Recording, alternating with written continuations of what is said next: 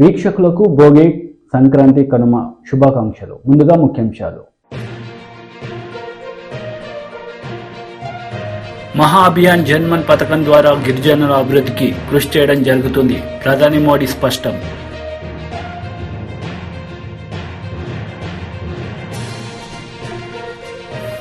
మంత్రి జూపల్లి కృష్ణ మీడియా సమావేశం, పలు అంశాలపై వివరణ.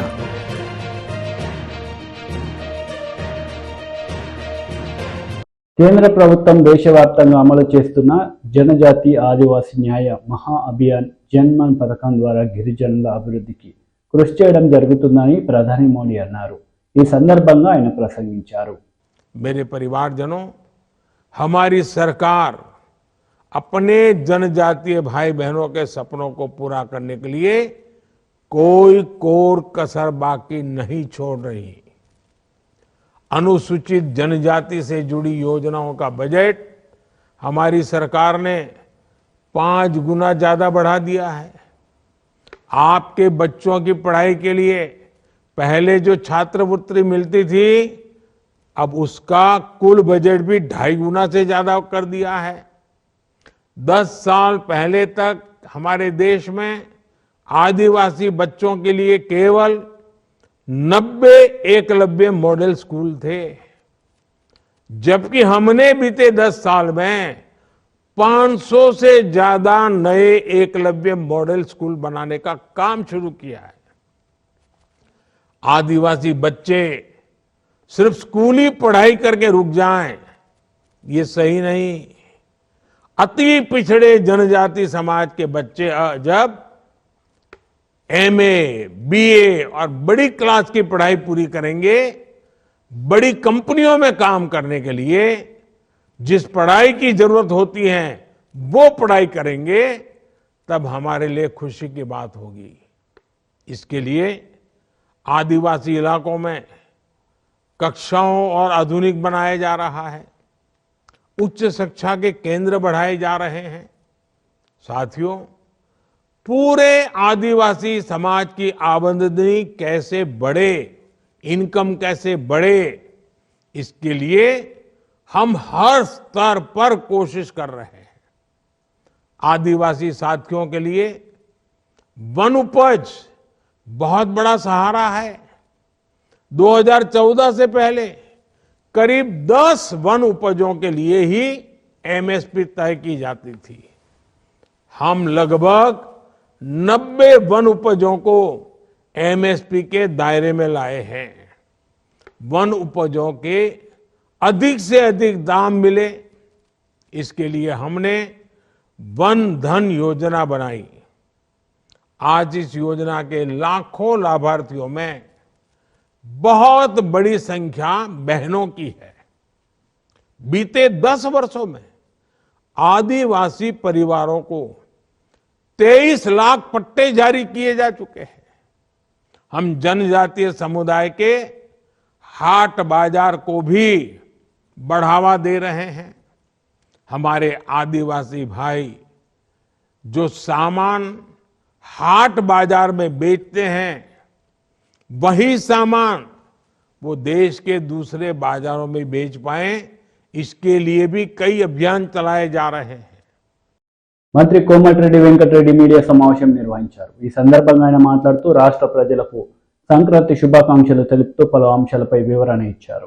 ప్రతి గ్రామీణ ప్రాంతాల్లో చేసుకునే పండుగ, మీరందరూ కూడా రైతులు పాడి పంటలతో చల్లకాలం ఉండాలని మీ అందరినీ కూడా దేవుని ప్రార్థిస్తూ ఒకటే హామీ ఇస్తున్నాం. గతంలో ఇచ్చిన 6 హామీలతో పాటు ఇవ్వని హామీలైనా మీరందరూ చూస్తున్నారు. ఇవాళ ప్రజాస్వామ్య పునరుద్ధరణ పేరుతో 7వ హామీ అంటే సెక్రటరియట్కి పోయినా ప్రజాభవన్ కూడా ఇవాళ ప్రజలకు అందుబాటులో ఉంటూ ప్రతి వారం కూడా ప్రజల నుంచి వచ్చే సమస్యల మీద ఇప్పటికే కోటి పైన దరఖాస్తులు రావడం జరిగింది. అందుకనే ప్రతిపక్షానికి ముఖ్యంగా టీఆర్ఎస్ పార్టీకి వాళ్ళకు సలహా ఇస్తున్నా, మీరు తొందరపడకండి. మేము ఇచ్చింది 100 రోజులు, 6 హామీల అమలుకు 100 రోజుల సమయం చెప్పినాం. నెల రోజులకే ఇష్టం ఉన్నట్టు మాట్లాడుతూ ఇటీవల మీరు విడుదల చేసిన 420 అనే హామీలు కానివ్వండి, ఈ గవర్నమెంట్ ఎక్కువ రోజులు ఉండదని చెప్పి మీరందరూ కూడా ఏంటంటే ఆ అధికారం పోయేసరికి ఆ భయాందోళనతోనూ ఊహించని పరిణామం ప్రజల ఇచ్చిన తీర్పుని గౌరవించాలి తప్ప ఏది పడితే అది మాట్లాడకుండా 10 సంవత్సరాలు అంటే 120 మాసాలు ఉండి మీరు ఏం చేయలేని పరిస్థితిలో ఇలా రోజు 10 కోట్ల రూపాయలు భరిస్తూ రోజు 30 లక్షల మంది మహిళలు ఆర్టీసీలలో ఉచితంగా, ముఖ్యంగా ఇలాంటి పండుగ రోజు మీరు ఎక్కడన్నా చూడండి, ఎక్కడికైనా గ్రామాలకు కానీ వాళ్ళ పుట్టినింటికి కానివ్వండి, ఆడపిల్లలు పెద్దవాళ్ళు బిడ్డ దగ్గర కానివ్వండి, దేవస్థానాలకు కానివ్వండి, ఒక 30 లక్షల మంది ప్రయాణికులు మేము వచ్చిన 2వ రోజుకి వెళ్ళి ఉచితంగా మహిళలకు ఆర్టీసీలో ఉచిత ప్రయాణం కల్పించిన ఘనత కాంగ్రెస్ పార్టీ ప్రభుత్వంది.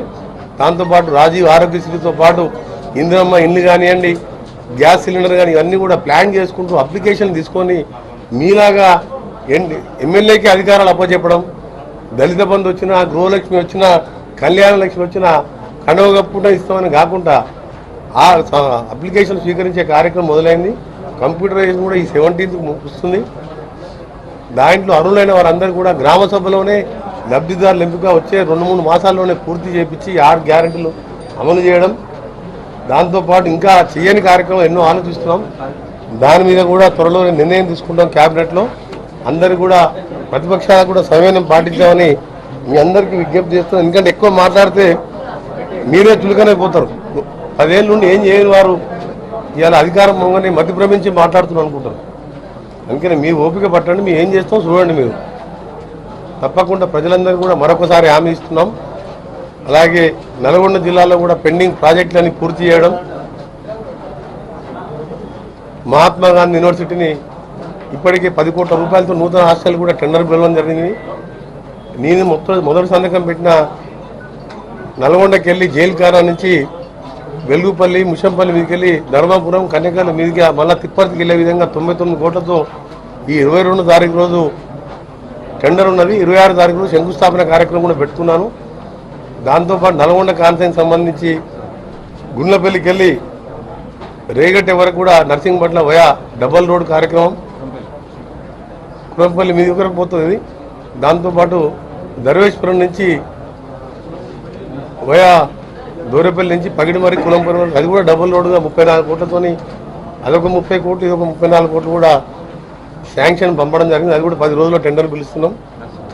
ఈ విధంగా జిల్లాలో ఉన్న అన్ని సమస్యలు 12 కాన్సెల్ పాత నల్గొండ జిల్లా, నేను ఇన్ఛార్జిగా మినిస్టర్ ఉన్న ఖమ్మం జిల్లాతో పాటు తెలంగాణ యావత్ 5 సంవత్సరాల్లో మీరందరూ కూడా ఆశ్చర్యపడే విధంగా అభివృద్ధి చేయడంతో పాటు గత ప్రభుత్వం అవినీతి మీద కూడా చర్యలు తీసుకుంటానికి, ముఖ్యంగా యాదాద్రి థర్మల్ ప్లాంట్కి సంబంధించి మీరందరూ చూసిన అసెంబ్లీలో నేను మాట్లాడినప్పుడు దాని మీద ఎంక్వైరీ ఏమని చెప్తే మా ముఖ్యమంత్రి గారు వెంటనే దానికి జ్యుడిషియల్ ఎంక్వైరీ సిట్టింగ్ జడ్జితో వేయడం జరిగింది. వాళ్ళ అవినీతి తప్ప 10 ఏళ్ళలో ఏం చేయలేదు. మేము అవినీతి రహిత ప్రభుత్వం అందిస్తామని మరొకసారి సంక్రాంతి శుభాకాంక్షలు తెలియజేసుకుంటూ ఈరోజు నల్గొండ కాన్సెన్స్ సంబంధించి ముఖ్యంగా నల్గొండ పట్టణం డ్రైనేజ్ సమస్య కానివ్వండి, ఇంకా మిగిలిపోయిన రోడ్ల సమస్య, కొత్తగా చేర్చిన గ్రామాలలో చెల్లపల్లి, మర్రిగూడెం, ఆర్జాలపల్లి అన్ని చుట్టుపక్కల గ్రామాలను మున్సిపాలిటీ చేర్చింది తప్ప నిధులు ఇవ్వలేదు. ఇలా కేంద్రం నిధులు కానీ అమృత్ స్కీమ్ కానివ్వండి, మా రాష్ట్ర ప్రభుత్వం నిధులు ఎన్ని కోట్లైనా సరే తీసుకొచ్చి వచ్చే 2 సంవత్సరాల్లోనే సమస్యలు లేని పట్టణంగా నల్గొండ మున్సిపాలిటీ అంటే తెలంగాణలోనే ఒక మోడల్ మున్సిపాలిటీ చేయాలని అన్ని ప్లానింగ్ కూడా చేసుకున్నాం. నూతనంగా వచ్చిన మా చైర్మన్ గారు, మా బాడీ కమిషన్ కేంద్ర మంత్రి కిషన్ రెడ్డి మీడియా సమావేశం నిర్వహించారు. ఈ సందర్భంగా పలు అంశాలపై ఆయన మాట్లాడారు. కల్పించేటువంటి విషయంలో నరేంద్ర మోడీ గారి ప్రభుత్వానికి ఉన్నటువంటి చిత్తశుద్ధికి రేపు శ్రీకారం చుట్టబోతున్నాం అన్న విషయాన్ని ఈ సందర్భంగా మనం చేస్తా ఉన్నాను. మరి అందులో తెలంగాణలో 468 గ్రామాలు ఉన్నాయి. ఇందులో ఈ యొక్క గ్రామాలు ఆదిలాబాద్, కొమరం భీం, ఆసిఫాబాద్ సంబంధించి కోలం ఆదివాసీ తెగలు. వాళ్ళ కులం పేరు ఆదివాసీలైనా అందులో మళ్ళీ అనేక తెగలు ఉంటాయి. ఆ తెగ పేరు కోలం తెగ. ఆ 2 జిల్లాలో ఉన్నారు. అదేవిధంగా నాగర్ కర్నూల్, రంగారెడ్డి, వికారాబాద్ ఈ జిల్లాలకు సంబంధించి, ఈ 3 జిల్లాలకు సంబంధించి చెంచు తెగలు కూడా ఉన్నారు. వాళ్ళని కూడా, వాళ్ళ గ్రామాలను కూడా ఐడెంటిఫై చేశాం. అదేవిధంగా ఆదిలాబాద్ జిల్లాలో మొత్తము 55,000 మంది ఏదైతే ఈ యొక్క తెగలకు సంబంధించినటువంటి వాళ్ళు ఉన్నారో అందులో ఒక ఆదిలాబాద్లోని 25,335 మంది కోలం తెగల వాళ్ళు ఉన్నారు. కాబట్టి ఆదిలాబాద్లో ఎక్కువ మంది, ఆదిలాబాద్ జిల్లాలో 50% ఆల్మోస్ట్ ఒక ఆదిలాబాద్ జిల్లాలోని ఈ యొక్క ఆదివాసీలు నిర్లక్ష్యానికి గురి కాబడినటువంటి వనరబుల్ ట్రైబల్స్ ఉన్నారు. వాళ్లకు ఈ యొక్క రేపు ప్రారంభించేటువంటి కార్యక్రమం ద్వారా మరి వాళ్ళకు ఒక కొత్త జీవితం ప్రారంభం కాబోతుంది. ఇది సభ్య సమాజం అంతా కూడా, మనమందరం కూడా ఇది సంతోషపడాల్సినటువంటి విషయం. ఇన్ని సంవత్సరాల తర్వాత అయినా వాళ్ళకు కావాల్సినటువంటి కొన్ని మౌలిక హక్కులు, ఇది వెల్ఫేర్ కూడా అన్నాను, ఇది ఫండమెంటల్ రైట్ వాళ్ళకి ఇవ్వాల్సింది. మనమందరం కూడా ఫెయిల్ అయ్యాము. మరి ఈరోజు ప్రధానమంత్రి గారు దురదృష్టితో ప్రత్యేకంగా ఆయననే దీనికి సంబంధించి కార్యాచరణ ప్రణాళిక రూపొందించి వారే దీనికి శ్రీకారం చుట్టడం ద్వారా ఈ రకంగా ఇన్ని సంవత్సరాల నిర్లక్ష్యానికి ఏదైతే వాళ్ళు గురికాబడ్డారో రేపటి నుంచి ఆ నిర్లక్ష్యానికి బదులు ఒక బాధ్యత, ఒక రెస్పాన్సిబిలిటీ, ఒక ఫండమెంటల్ రైట్ ను ఫుల్ఫిల్ చేసేటువంటి రెస్పాన్సిబిలిటీ రేపటి నుంచి ఇంప్లిమెంట్ కాబోతుంది. అది చాలా సంతోషకరమైనటువంటి అంశం అని చెప్పి ఈ సందర్భంగా నేను మనవి చేస్తున్నాను. మీకు అందరికీ తెలుసు, ఇప్పటికే కేంద్ర ప్రభుత్వము గిరిజన సంక్షేమం కోసం అనేక రకాల కార్యక్రమాలు మరి చేపట్టడం జరిగింది. గిరిజనలో ఉన్నటువంటి అనీమియా కారణంగా గిరిజనలో రక్తహీనత ఉంటుంది. దానిపైన కూడా ఒక స్పెషల్ జనరల్ ట్రైబ్స్కు, అది బంజారా కావచ్చు, ఆదివాసీలు కావచ్చు, వాళ్ళకు సంబంధించినటువంటి కార్యక్రమం ఒకటి చేపట్టడం జరిగింది. అదేవిధంగా ఆల్మోస్ట్ 3.5 లక్షల మంది గిరిజన విద్యార్థులకు ఏకలవ్య మోడల్ స్కూల్స్ మరి ఏర్పాటు చేశాము. దానికి సంబంధించి కూడా మరి రేపు నిర్ణయం తీసుకోబోతుంది. ఒక 10,391 కొత్త పోస్టులు క్రియేట్ చేయబోతున్నాం దేశవ్యాప్తంగా. అవి కూడా మరి యుద్ధ ప్రాతిపదికన ఆ యొక్క ఖాళీలన్నింటినీ కూడా భర్తీ చేయాలి అని చెప్పి నిర్ణయం తీసుకోవడం జరిగింది. అదే కాకుండా రికార్డు స్థాయిలో లాస్ట్ ఇయర్ అంటే 2022లో 2023లో ఏదో ఆర్థిక సంవత్సరం ఉంటుందో అందులో 32 లక్షలకు పైగా గిరిజన విద్యార్థులకు ఫ్రీ మెట్రిక్ స్కాలర్షిప్స్ ఇచ్చాము.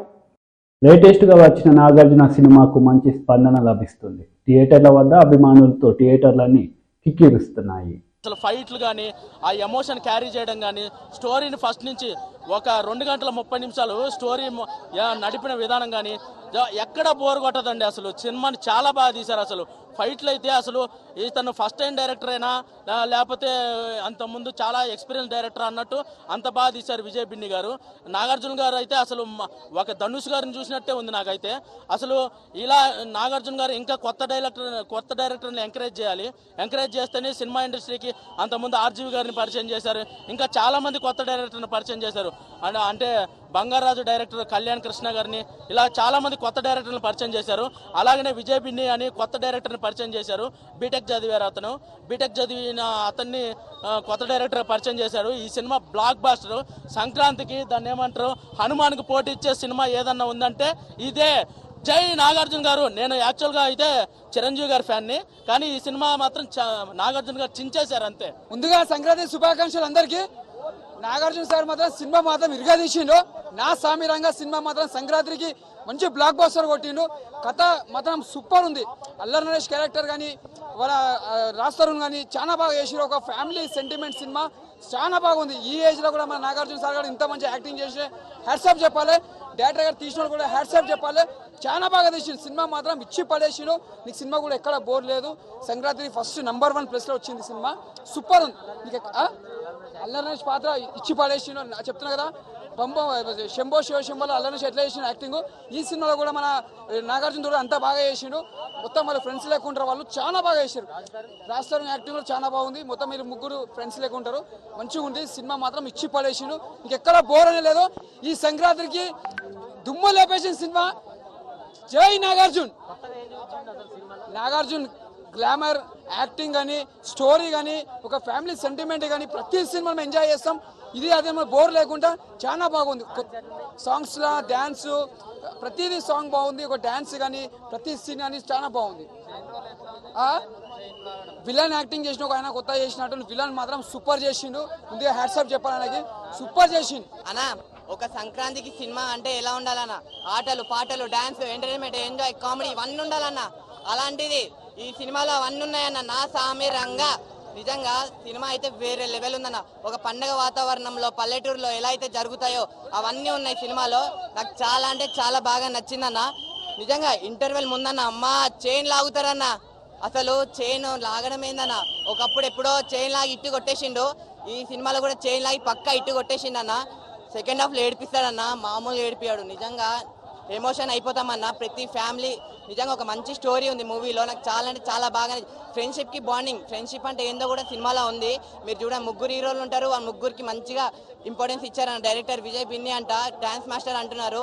నాకేమో డౌటే సార్, మీరు డైరెక్టర్ సార్, మీరు బెస్ట్ డైరెక్టర్. నాకు ఎందుకంటే ఈ సంక్రాంతిలో వచ్చిన సినిమాల్లో నాకు ఇది అంత బాగా నచ్చిందన్న. స్టోరీ ఉంది, ఫ్యామిలీ అందరితో చూసే సినిమా అన్న ఇది. ఇంకోటి, ఎవరైనా ఈ సినిమా గురించి ఏమైనా తప్పు చెప్తే నా సామి రంగా ముందెళ్ళి సినిమా చూడండి రే అన్న. సినిమా అయితే మాత్రం బాగుంది, వన్ టైం వాచబుల్. ఈ సినిమాలో ప్లస్ ఏంటంటే నాగార్జున గారు యాక్టింగ్ నెక్స్ట్ లెవెల్. ఆ యాటిట్యూడ్, లింగి వేశారు, పైన షర్ట్ వేశారు, సింపుల్గా మాసులకు చూపించేశాడు ఆయన. చైన్ లాగే సీక్వెన్స్ కూడా ఉంది, అది కూడా గూజ్ బంప్స్. తర్వాత ఈ సినిమాకి ఇంకో ప్లస్ పాయింట్ ఏంటంటే అల్లా నరేష్ గారు, అది కూడా మంత్రి జూపల్లి కృష్ణ మీడియా సమావేశం నిర్వహించారు. ఈ సందర్భంగా పలు అంశాలపై ఆయన మాట్లాడారు. అదే అధికారం. అట్లనే ఇంకో ఘోరం, ఎంత ఘోరం ఉందంటే,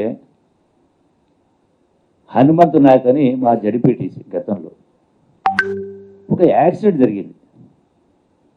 వస్తూ ఉంటే ముగ్గురు కూడా నాయకులు, ఒక జడిపేటీసీ, మా జడిపేటీసీ, మా ప్రస్తుతం మా సర్పంచ్, ఇంకొక సర్పంచ్ ఓడిపోయిన డ్రైవ్ చేస్తున్నాడు. యాక్సిడెంట్ జరిగితే ఒక మహిళ చనిపోయింది. ఆ చనిపోయిన మహిళ కుటుంబానికి ఆర్థికంగా సహకారం చేయడం జరిగింది కాసు, కానీ అది పరిష్కారం కాదు. దాన్ని కూడా మర్డర్ కేసు చూపించి, అదే లడ్డులాగా దొరికిండు, ఇన్ని సంవత్సరాలు మా పార్టీకి రమ్మంటే రాలేదని ఇదే జడ్పీటీసీ హనుమంతు నాయకును, అదే గోపి సర్పంచ్ను, మంచి కళాకారుడు, గొప్ప సింగర్, వాళ్ళపైన వీళ్ళు రాజకీయంగా ఎన్ని ఒత్తిడి తెచ్చినా లక్షలు ఇస్తానా అమ్ముడు పోలేదని, అభిప్రాయాలని ఛాన్స్ దొరికింది. కానీ ఈ కేసులో, యాక్సిడెంట్ కేసులో మర్డర్ కేసు పెట్టి 304(2) పెట్టి వాళ్ళను రిమాండ్ చేసే కార్యక్రమం చేయడం జరిగింది. అంటే ₹1 కోటి డిమాండ్ చేసి అతనితో 22 లక్షలకు పత్రం రాయించి గన్ పాయింట్ పెట్టి, అట్లాగే ఇంకోటి అంటే ఇట్లా చాలా ఉన్నాయి, ఒకటి కాదు, ఇటువంటివి 100 జరిగినాయి. ఈ 100 జరిగిన సందర్భంలో నేను చెప్పకూడదు, కానీ చెప్పాల్సిన పరిస్థితి. అంటే ఏమీ లేని దానికాడ ఏదో అగ్గి రాజేసి బురదల్లి నా ప్రతిష్టకు భంగం కల్పించిన పద్ధతిలో కేటీ రామారావు గారు ఆ స్థాయికి దిగదా నాకు బాగా అనిపిస్తా ఉంది. ఒక పార్టీ వర్కింగ్ ప్రెసిడెంట్ పూర్వాపరం తెలుసుకోవాలి. కాంప్లైంట్ ఇచ్చినటువంటి కాంప్లైంట్ అంటే మిమ్మల్ని తీసుకున్న వ్యక్తి, ఆయన క్యారెక్టర్ ఏంది, ఆయన చెప్పేదాన్ని ఎంత వాస్తవికత ఉంది తెలుసుకోవాలా, బ్యాక్గ్రౌండ్ చూడాలా. ఏది లేకుండా అడగగానే నేను నిజామాబాద్ పోయినా, అక్కడ ఒక కార్యకర్తను వాస్తవంగా నడి రోడ్డు పైన అందరి సమక్షంలో పట్టుకొని ఎదురుపైన గురించి చనిపోయాడు, రోడ్డు పైన. అది పరామర్శించకపోయినాం. అంటే నేను అక్కడ పరామర్శించడానికి పోయినా అని చెప్పని మీరు వాస్తవాలు ఇక్కడ కాకుండా ఏదో దానికి ఏదో అంటే స్కోర్ సెట్ చేసుకోవడం కోసం అన్నట్టుగా చేయడం ఎంతవరకు పద్ధతి? ఇది మీ అంటే ఆత్మనే లేదా? వార్తలు ముగించే ముందు ముఖ్యాంశాలు మరోసారి. మహా అభియాన్ జన్మన్ పథకం ద్వారా గిరిజనుల అభివృద్ధికి కృషి చేయడం జరుగుతుంది. ప్రధాని మోడీ స్పష్టం.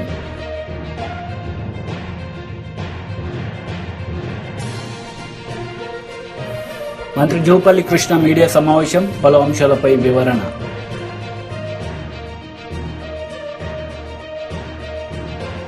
ఈ వార్తలు ఇంతటితో సమాప్తం. తిరిగి ప్రసారమయ్యే వార్తల్లో మళ్ళీ కలుద్దాం. అంతవరకు సెలవు. నమస్తే.